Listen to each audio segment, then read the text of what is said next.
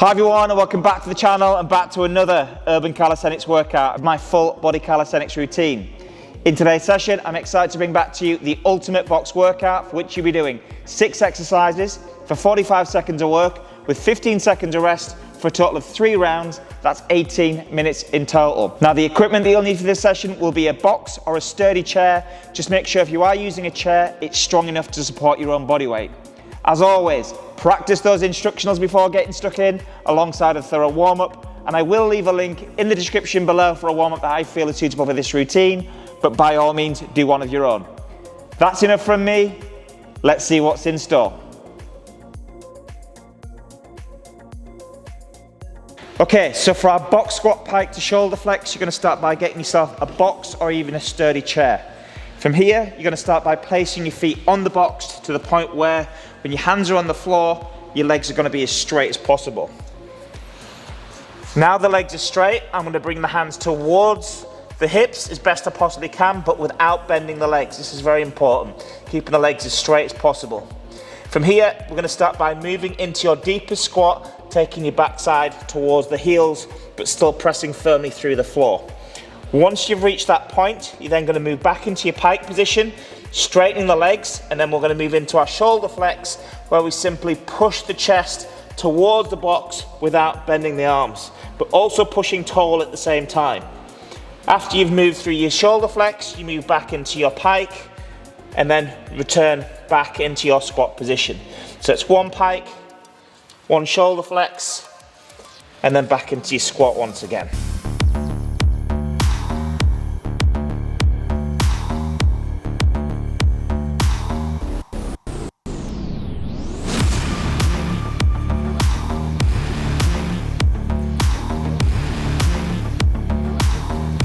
So for the box dips, you're going to need to get yourself a box like mine, or even get hold of a sturdy chair. When we set up for the box dip, you're going to start by sitting on the box or even the chair, making sure the hands are set either side of the hips with the fingers wrapped around the front of the box. From here, you're going to move into an L position, keeping the hips down, keeping the legs as straight as possible, keeping the shoulders packed down, and keeping the arms as straight as possible. From here, you're going to make your way as low as you possibly can, taking your head forward slightly, but with the intention of trying to take the backside to the floor. Once you've reached this end point without the shoulders coming up, you're going to extend the arms as best you possibly can without throwing the hips up into the air. So avoid doing this as you reach the top position. Just try to keep that hip hinge all the way through. So again, pressing down through the box to keep the shoulders packed down. Get the back as near to the box as possible.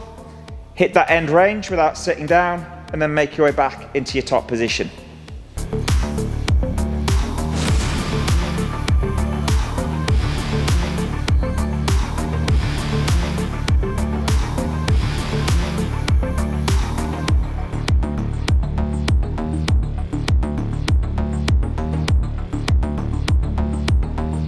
So for the elevated pike press, you're going to start by getting yourself a box or even a sturdy chair, and we're going to start by bringing the hands to the floor, bringing the feet up onto the box, and trying to get to around about right angles at the hips. So from here, I'm going to set the hands to around about shoulder width, maybe a little bit wider, and then when I'm going to step on the box, the intention is to get the legs straight, but have the hips, shoulders and hands pretty much on the same line, as best you possibly can. From this position, you're going to start by taking your head forwards, bringing the elbows into the body, and when your head hits the floor, you're essentially forming a triangle between your hands and your head. Now, keeping the forearms straight and upright, you're going to push up and through. So when you reach that top position, think about pushing your chest towards the box whilst keeping the legs straight. So again, I'm going to take the weight forwards, bring the head in front of the hands, form the triangle, push up, and then through as you reach that top position.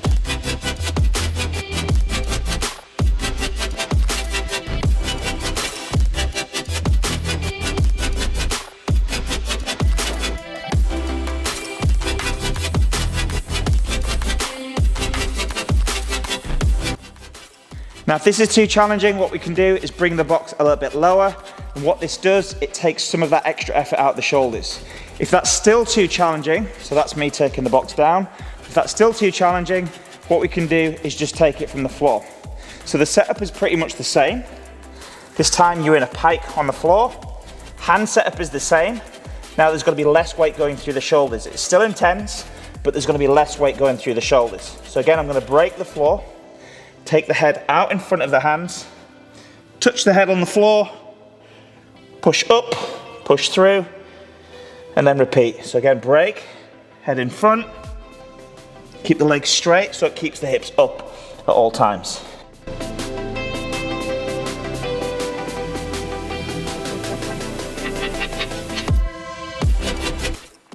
If this is still too challenging, what you can do is get yourself a prop, such as a yoga block, place it where your head's going to go on the press, and do it from there. So for our box tucked L's, you're going to start by placing the hands either side of the hips and keeping the arms as straight as possible. From here, you're going to draw the knees into the body to work into the tuck, and the intention is to now move into our L position. When you move into the L position, it's important that you lock the legs out as best you possibly can and try to stay in an upright position. Once you've reached that L, you draw your knees back into the tuck and then repeat.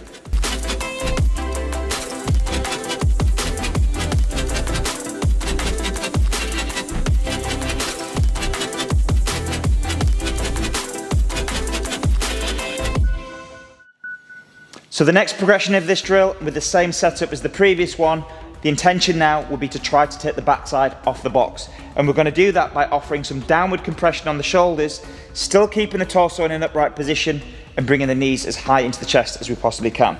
So hands are in the same spot, pressing down through the shoulders. As you can see, the backside comes off and the knees are deep into the chest. And now we're going to work through our L to tuck from here.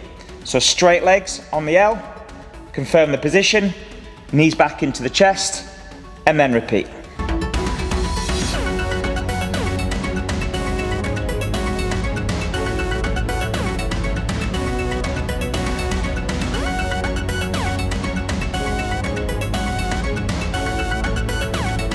So for the box walkouts, you're going to start by placing your feet on top of the box.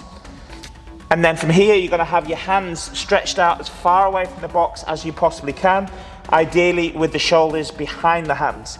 In this position, you're going to be separating the shoulders, forcing the ribs down, engaging the backside, and having a little bit of softness through the legs. From here, you're going to walk your way into the box by weight shifting, keeping the shoulders very, very tight to the head, and pushing tall on every walk that you do. You're going to walk as close to the box as you possibly can until your legs can't physically take any more, but you've got to keep your legs as straight as possible. Once you've reached that point, remaining high on the shoulders, you can weight shift your way back into your dish position until you can't go any further. So locking in that dish shape, weight shift with a narrow setup on the hands, keeping the shoulders as tight to the head as you possibly can. When you reach your end point, you simply walk out and back into your dish.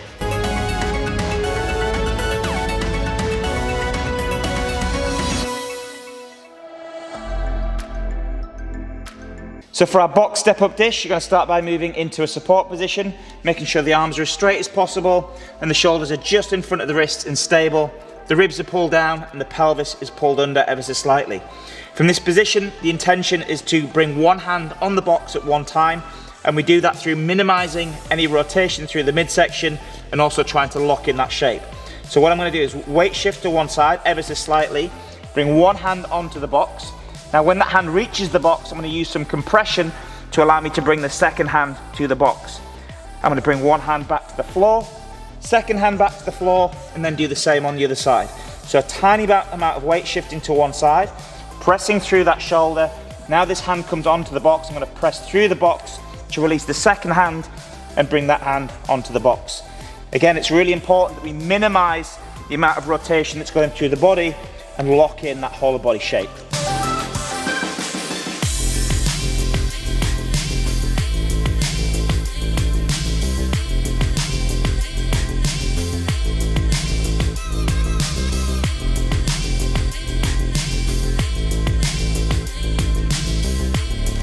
Now just before we kick things off with the workout, I just want to let you know that if you want to gain access to the full Urban Calisthenics library, then head over to urbancalisthenics.com, where you can access over 100 calisthenics workouts with a new workout added every single week for just $4.99 a month. You can also take advantage of a 7-day free trial with no commitments and no payments up front.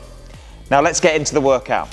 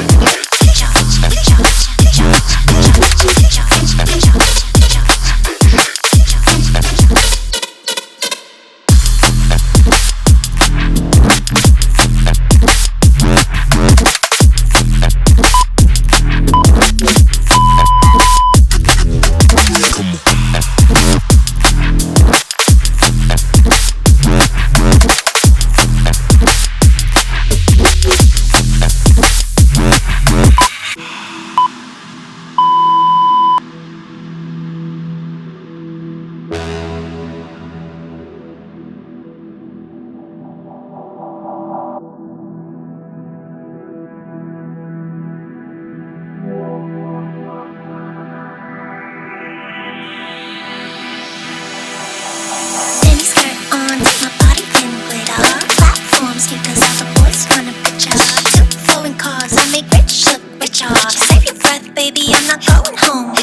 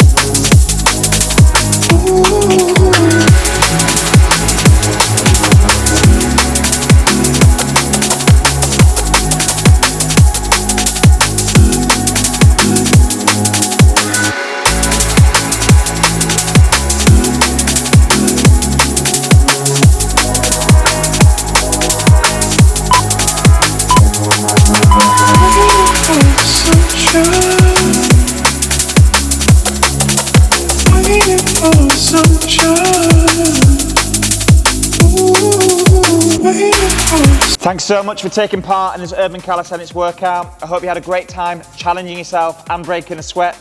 If you did find this workout useful and beneficial, please give me a like, and most importantly, subscribe to the channel. If you do want to gain access to the full Urban Calisthenics library, please visit urbancalisthenics.com, where you can gain access to over 100 workouts with a new workout added every single week for just $4.99 a month. Keep up the great work, stay motivated, and I'll see you on the next workout.